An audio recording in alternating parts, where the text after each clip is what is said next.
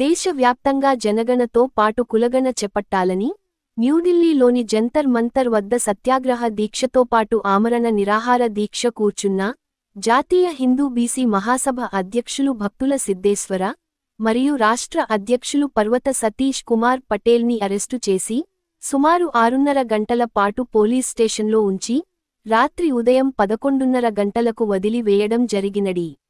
భక్తుల సిద్ధేశ్వర్ కొనసాగిస్తున్న దీక్షకి తెలంగాణ రాష్ట్రంలో ఉన్నటువంటి ఎంపీలు ఎమ్మెల్సీలు 2వ తారీఖున జరిగిన కాంగ్రెస్ బీసీల ధర్నాకు వచ్చినటువంటి బీసీ నాయకులు సంఘీభావం తెలుపుతూ తాము తెలంగాణ రాష్ట్రానికి వెళ్లిన తర్వాత బీసీ బిల్లు 42% రిజర్వేషన్ 9వ షెడ్యూల్లో పెట్టాలని సీఎంపై ఒత్తిడి చేస్తామని తెలిపారు.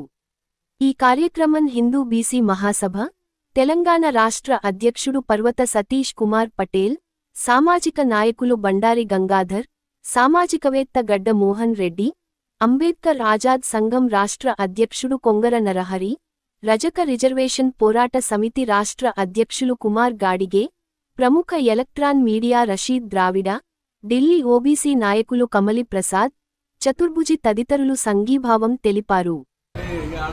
నడుచుకుంటూ 2 కిలోమీటర్లు పోయి రాత్రి 9 గంటలకు ఆటోలు కూడా ఉండే నడుచుకుంటూ మళ్ళీ 2 కిలోమీటర్లు పోయి ఆడ బస్సు ఎక్కి మెట్రో ఎక్కి మళ్ళీ మన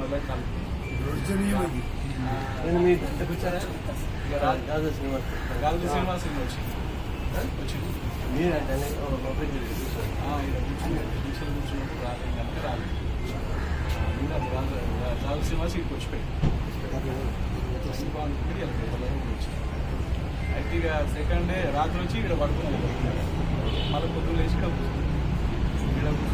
సరే రెసిడెంట్ కమిషనర్ డిస్టర్బ్ చేస్తారా చేస్తే మళ్ళీ అరెస్ట్ చేస్తారా చేయండి అనుకున్నాను. కానీ ఆయన ఏం ఆలోచిస్తుందో తెలియదు. ఏమో ఈ పరిధి కాదు, తెలంగాణ పరిధి కాదు, తెలంగాణ పరిధి కాబట్టి నేను రెసిడెంట్ కమిషనర్ డిసిషన్ చేసుకొని అప్పుడు చెప్తే ఢిల్లీ పోలీసులకు అప్పు చెప్పాలి.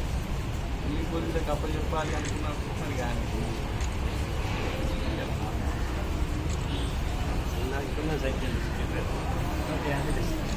కూర్చోండి.